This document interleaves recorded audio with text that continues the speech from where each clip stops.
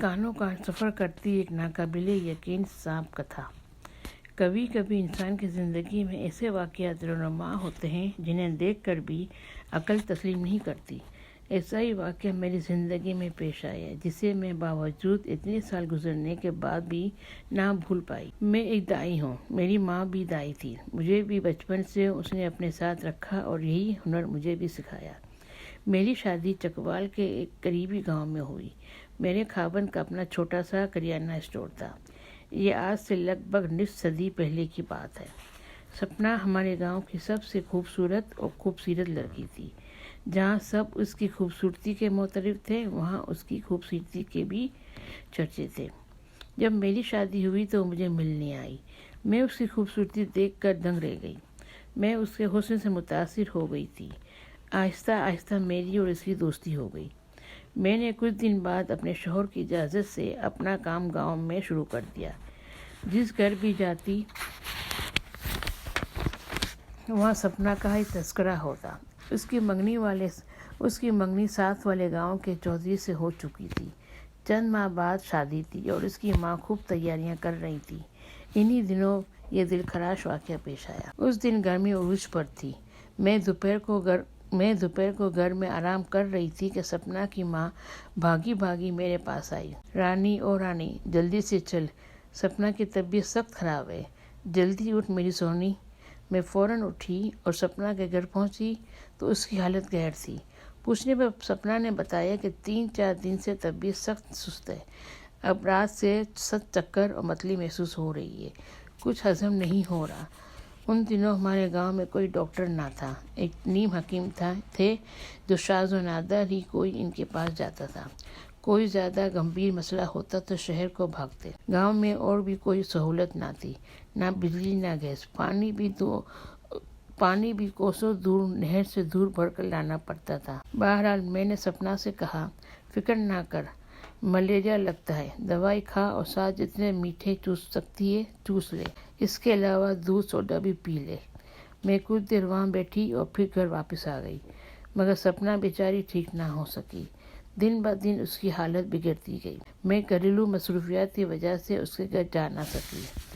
سارے گاؤں میں میرے علاوہ اور کوئی دائی یا حکمت والی عورت نہ تھی، سو کسی عورت یا لڑکی کو نزلہ زکام بھی ہو جاتا تو وہ میرے پاس ہی آتی۔ ایک رات سپنا کی ماں آئی اور کہا، چل میری بچی کو دیکھ تو صحیح، الٹیاں کر کے وہ تو آدھ منہ ہو گئی ہے، اسے تو پانی بھی نہیں ٹھہرتا۔ میں اسی وقت اس کے ساتھ روانہ ہو گئی۔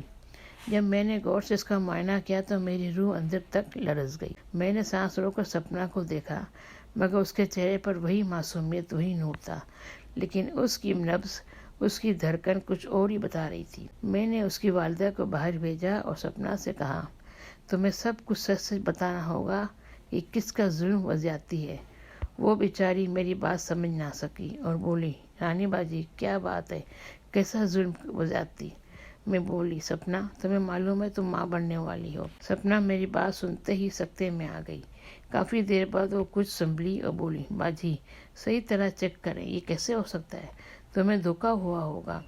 میں نے کہا، نہیں یہ درست ہے، مگر وہ مان نہیں رہی تھی اور بضد تھی کہ یہ سب غلط ہے، مگر حقیقت وہی تھی جو سامنے تھی۔ سپنا کا رو رو کر برا حال تھا۔ وہ یہی کہے جا رہی تھی کہ باجی میرا کیا ہوگا، میں تو کسی کو منہ دکھانے کے قابل نہ رہوں گی، میرے ماں باپ کسی کو منہ دکھانے کے قابل نہ رہیں گے۔ میں خود حیران تھی، نہ سپنا ایسی تھی نہ گاؤں میں سب کو بھی کوئی واقعہ ہوا تھا۔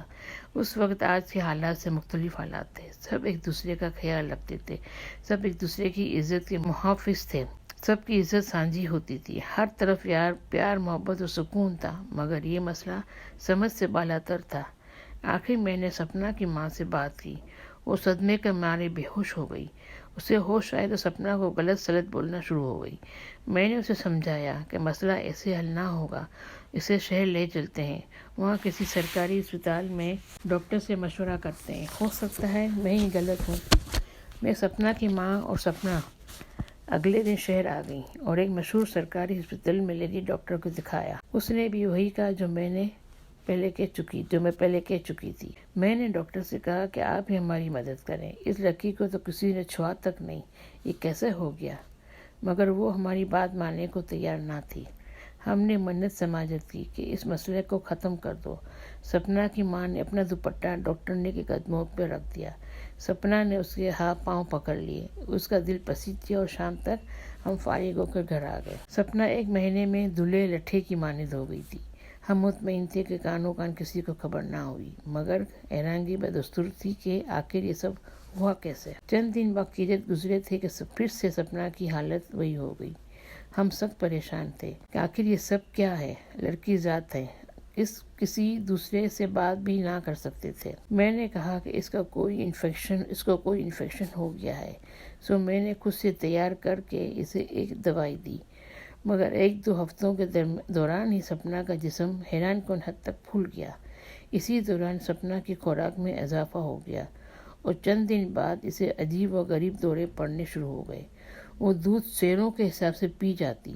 ہم سب آنے والے وقت سے بے حد خوفزدہ تھے۔ ایک دن چودھری کے گھر والے تاریخ مانگنے آ گئے۔ جب سپنا کا پھولا جسم دیکھا تو سب کچھ سمجھ گئے۔ خوب واویلا مچایا۔ لڑکی کے کرتوت تو دیکھو، اور چلے ہیں ہم سے ناتا جوڑنے۔ سپنا کا خوف کے مارے برا حال تھا۔ آخر اس کا باپ اور بھائی بھی اپنی پگڑی اچھلنے کا سبب سمجھ گئے۔ چودھریوں کے جانے کے بعد دونوں نے سپنا کا مار کے برا حال کر دیا۔ سپنا قرآن پاک اٹھا کر قسمیں کھا رہی تھی کہ میں نے کچھ نہیں کیا، میں تو خود حیران ہوں، مگر اس کی بات کا کوئی یقین نہ کر رہا تھا۔ کرتے بھی کیسے؟ سب کچھ سامنے تھا۔ بات سارے گاؤں میں پھیل گئی، جتنے منہ اتنی باتیں، مگر میں سپنا کی سچائی کو مانتی تھی، مگر اگلی بات پریشان کرتی تھی کہ آخر ایسی کیا انہونی ہے، اس اصرار کے پیچھے کیا ہے۔ جتنا سوچتی تھی گتھی نہ سلجھتی تھی۔ اب تو سب کی نظریں سپنا پر لگی تھی کہ کب حقیقت سامنے آ۔ ایک دن ہمارے گاؤں کے مسجد میں کوئی بزرگ آئے۔ نماز کے بعد وہ لوگوں کے مسائل سن رہے تھے کہ سپنا کے باپ نے ابھی علیحدگی میں ان سے بات کی۔ سپنا کے والد نے تمام بات بتائی تو وہ حیران ہوئے اور تسلی دیتے ہوئے کہا، تم نے روحانی علاج کا نہیں سوچا؟ چلو اب مجھے لے چلو اپنے گھر، فکر مت کرو، اللہ بہتر کرے گا۔ قصہ مختصر، وہ گھر آئے، سپنا کو دیکھا، اس کے پیٹ پر ہاتھ رکھ کر کچھ پڑھتے رہے۔ جوں وہ پڑھتے جا رہے تھے اس کے پیٹ میں عجیب سی ہلچل مچ رہی تھی۔ ہم سب دمسادے دیکھ رہے تھے کہ نہ جانے کیا ہونے والا ہے۔ سپنا کا درد کے مارے برا حال تھا۔ وہ چیخ رہی تھی، چلا رہی تھی، مگر کافی دیر تک پڑھنے کے باوجود سوائے ہلچل کے کچھ نہ ہوا۔ انہوں نے سپنا کو کمرے سے باہر بھیجا اور کہا، سپنا کا بچہ انسانی بچہ نہیں ہے، کچھ اور ہے، بلکہ مجھے تو یوں محسوس ہو رہا ہے کہ 1 نہیں 2 ہیں۔ بہرحال کل قبرستان والے میدان میں ایک بڑا آگ کا الاؤ روشن کر کے اس پر ایک بڑی دیگ رکھو اور اس میں پانی اور مردہ جانور کا گوشت ڈال کر پکاؤ۔ بس تم یہ انتظام کرو، باقی کل دیکھا جائے گا۔ وہ رات سب نے کانٹوں پر گزاری۔ میدان میں سپنا کا رو کے برا حال تھا۔ وہ مجھ سے چپکی یہی کہہ رہی تھی، رانی باجی دعا کرو مجھے موت آ جائے، میں مزید ذلت نہیں سہ سکتی۔ وہ بیچاری تو واقعی ناکردہ گناہوں کا بوجھ اٹھائے پھر رہی تھی۔ بہرحال آگ روشن ہوئی، دیگ میں مردہ گھوڑا ڈالا گیا۔ جب گوشت پکنا شروع ہوا تو لوگوں کے تمام مردوں کو وہاں سے دور بھیج کر عورتوں کے درمیان سپنا کو اس دیگ کے اوپر والے درخت پر الٹا لٹکا دیا گیا۔ سب سمجھ رہے تھے کہ سپنا اب ختم ہو جائے گی۔ یہ واقعی ایک افسوسناک واقعہ تھا۔ سپنا کو جیسے ہی لٹکایا اس نے اپائیاں لینا شروع کر دی۔ سخت بدبو اٹھ رہی تھی اور اس کی بھاپ سیدھی سپنا کے منہ میں جا رہی تھی۔ سپنا نے آخری اپکائی لی، اس کی آنکھیں باہر کو ابل رہی تھیں۔ آخری اپکائی کے ساتھ ہی اس کے منہ سے پہلے دم نمودار ہوئی، اس کے بعد آہستہ آہستہ پورا سانپ۔ اف توبہ! سانپ بھی ایسا موٹا، ایسا لمبا کہ جو ہم نے پوری زندگی نہ دیکھا تھا۔ پورا سانپ نکلا اور سیدھا دیگ میں جا گرا۔ سپنا کو فوراً درخت سے اتارا گیا، وہ بے ہوش ہو گئی تھی۔ بزرگ نے فوراً اس پر دم کیا اور دم کیا ہوا پانی پلائے تو ہوش میں آئی۔ ہم نے بزرگ سے پوچھا، بابا جی یہ کیا معاملہ تھا؟ بزرگ بولے، بیٹا کچھ حالات واقعات اللہ کی طرف سے ہماری عبرت کا سامان ہوتے ہیں۔ اللہ پاک اپنی قدرت کا نظارہ کرواتے ہیں۔ یہ سب کیا ہے اللہ جانے، مگر بچی آپ کی بہت معصوم ہے۔ ہو سکے تو جلدی سے شادی کرا دیں اور کبھی اس موضوع پر اسے بات نہ کریں۔ سب حیران اور پریشان تھے۔ کوئی کہتا بدرو تھی جو سانپ کے روپ میں اس کے اندر جا بیٹھی تھی، کوئی کہتا سوتے وقت سانپ کا بچہ کان ناک کے راستے چلا گیا ہوگا، کوئی کہتا جن عاشق ہو گیا تھا۔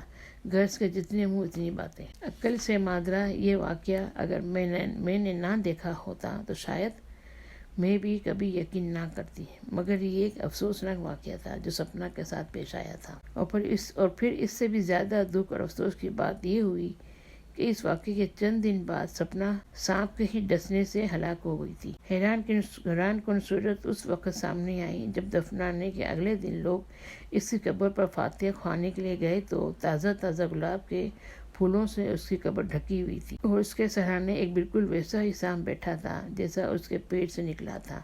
لوگوں کو دیکھتے ہی وہ سانپ درختوں کے جھنڈ میں غائب ہو گیا۔ اس کے بعد گورکھن نے بتایا کہ عشاء کے بعد قبر خود بخود پھولوں سے بھر گئی تھی اور ایک کالا ناگ ساری رات اس کی قبر پر پہرا دے رہا تھا اور صبح ہوتے ہی کہیں چلا گیا تھا۔